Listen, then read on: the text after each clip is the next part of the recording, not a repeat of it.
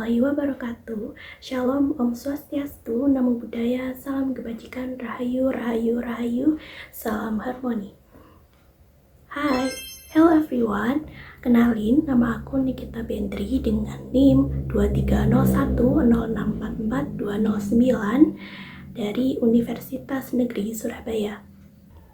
Di sini aku akan membuat video ujian tengah semester mata kuliah pembelajaran PPKN SD yang diampu oleh Ibu Niwayan Eka Widyastini SPD MPD dan Ibu Fatimatus Zahrah MPD. Dalam video tengah semester ini, aku akan menceritakan atau sharing apa saja yang sudah aku dapatkan selama 6 pertemuan kemarin. Jadi di pertemuan pertama kemarin, kami berkenalan dengan ibu dosen, membahas mengenai kontrak kuliah dan juga membahas RPS. Jadi kami diberitahu apa saja hal-hal yang boleh dan tidak boleh dilakukan selama kelas berlangsung, dan juga kami diberitahu materi apa saja yang akan disampaikan, lalu sistem penilaiannya seperti apa. Nah, untuk pertemuan kedua itu ada 3 kelompok yang presentasi dari Universitas Negeri Surabaya mengenai analisis mereka terhadap pembelajaran PPKN SD melalui hasil wawancara atau video YouTube. Nah, untuk kelompok pertama yaitu kelompok 1, mereka menjelaskan bagaimana guru bisa menerapkan pendekatan diferensiasi dengan mengakomodasi gaya belajar dari siswa yang berbeda-beda. Ada yang melalui lagu kebangsaan, ada yang melalui media visual, dan juga ada yang melalui LKPD kreatif. Nah, hasil belajar mereka itu juga bervariasi, bisa berupa gambar, tulisan, dan juga permainan. Nah, untuk kelompok 2 yang presentasi yaitu ada dari kelompok 3.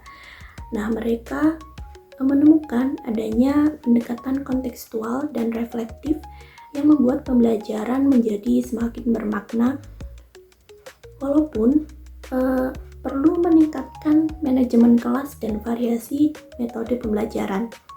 Lalu untuk kelompok ketiga yang presentasi itu ada dari kelompok 5 yang menganalisis atau menemukan adanya pembelajaran yang efektif lewat metode diskusi, tanya jawab, dan demonstrasi, walaupun fasilitas atau sarana dan prasarana itu masih terbatas.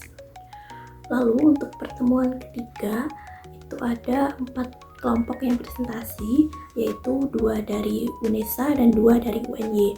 Untuk presentasi pertama itu dimulai dari kelompok 2 UNESA. Mereka menemukan tantangan seperti fokus siswa yang mudah terpecah dan materi yang terlalu abstrak. Nah, solusinya itu bisa menggunakan media konkret dan model problem based learning atau yang biasa kita tahu yaitu PBL. Lalu untuk presentasi kedua itu lanjut dari kelompok 1 UNY yang menekankan pentingnya pembelajaran diferensiasi berbasis konstruktivisme dengan menggabungkan media dan gaya belajar siswa yang berbeda-beda seperti visual, auditori, dan kinestetik. Lalu untuk presentasi ketiga lanjut dari kelompok 4 UNESA. Nah, mereka menggabungkan teori behavioristik Piaget dan Vygotsky agar pembelajaran lebih aktif dan sosial. Lalu untuk presentasi yang terakhir ada dari kelompok 4 dari UNY. Nah, mereka menilai pembelajaran dari video yang dianalisis itu masih terlalu berpusat pada guru, seperti metode ceramah. Nah, sehingga perlu keseimbangan antara aspek kognitif, konstruktif, dan humanistik. Nah, untuk pertemuan keempat, itu ada 2 kelompok yang presentasi, yaitu kelompok 6 UNESA dan kelompok 2 dari UNY. Untuk kelompok 6 UNESA ini mencontohkan pembelajaran berbasis masalah atau PBL yang dekat dengan kehidupan siswa, seperti sikap disiplin, menghargai perbedaan, dan lain sebagainya. Nah, di sini guru berperan sebagai fasilitator, Sementara siswa bekerja dalam kelompok heterogen dengan peran yang jelas dari setiap anggota kelompok. Lalu untuk presentasi yang kedua itu ada dari kelompok 2 UNY yang menekankan pentingnya pendekatan kontekstual yang dekat dengan pengalaman siswa sehari-hari seperti toleransi, musyawarah, dan lain sebagainya. Nah, lanjut untuk pertemuan kelima, itu hanya ada satu kelompok yang presentasi dari kelompok 8 UNY. Untuk pertemuan ini agendanya adalah membedah modul ajar, sehingga mereka menganalisis modul ajar mata pelajaran PPKN yang dibuat oleh Haji Aris Armianto.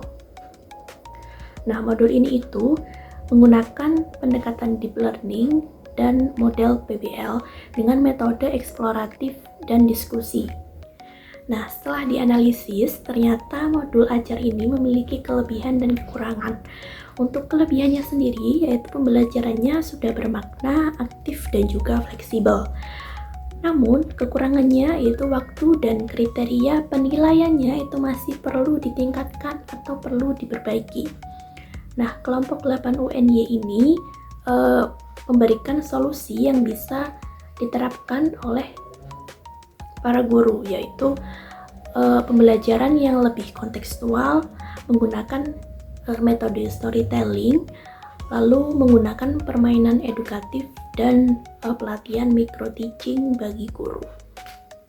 Nah, untuk pertemuan ke-6 agendanya masih sama, yaitu menganalisis modul ajar yang telah kami buat dari semester lalu atau mungkin dari internet.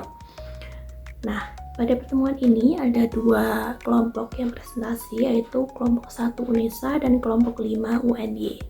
Nah, untuk presentasi pertama yaitu ada dari kelompok 1 UNESA. Nah, kelompok ini meng-highlight atau menyoroti satu kekurangan dari 20 kekurangan, yaitu indikator dan instrumen yang terlalu umum. Nah, jika identitas modul itu tidak lengkap, maka modul tersebut akan menjadi lebih umum dan fleksibel, sehingga bisa digunakan oleh sekolah ataupun guru lain. Namun, jika identitas modul sudah tidak relevan dengan kebutuhan kurikulum, capaian pembelajaran, maupun kondisi peserta didik yang ada, itu bisa memicu kebingungan. Nah, maka dari itu ada 5 hal yang harus dicantumkan dalam sebuah modul ajar, yaitu mata pelajaran, kelas, fase, kurikulum, dan juga topik yang dibahas. Lalu untuk presentasi kedua yaitu ada dari kelompok 5 UNY. Nah, mereka menganalisis modul ajar yang telah dibuat oleh Ibu Fajaria Agustina pada tahun 2024. Nah, Ibu ini membuat modul ajar untuk kelas 3 SD dengan tema Aku Anak Indonesia. Nah, tema ini memuat materi keragaman suku, budaya, bahasa, agama, dan kepercayaan. Nah, tujuannya apa? Tujuannya yaitu untuk menumbuhkan sikap menghargai perbedaan. Nah, modul ini memiliki beberapa kelebihan, yaitu struktur yang lengkap, lalu pendekatan yang bervariasi, aktivitas berbasis kontekstual, integrasi nilai karakter, asesmen yang beragam, lalu adanya pengayaan dan remedial. Nah, di balik kelebihannya pasti ada kekurangan, yaitu antara lain keterbatasan waktu, ketergantungan pada teknologi, lalu ada instruksi LKPD yang kurang detail, serta refleksi masih umum. Ada juga minim diferensiasi dan juga penutup yang kurang bervariasi. Nah, bisa disimpulkan dari pertemuan pertama sampai dengan pertemuan ke-6, itu pembelajaran PPKN yang baik harus mengaitkan nilai Pancasila dengan kehidupan nyata siswa.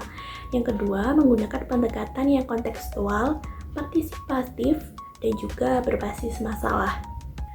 Yang ketiga, bisa dengan memanfaatkan media dan strategi yang sesuai dengan karakteristik siswa.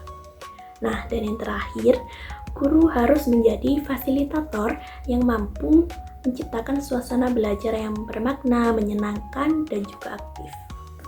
Nah, sekian video ujian tengah semester mengenai apa saja materi yang sudah aku dapetin selama pertemuan pertama sampai dengan pertemuan 6 kemarin.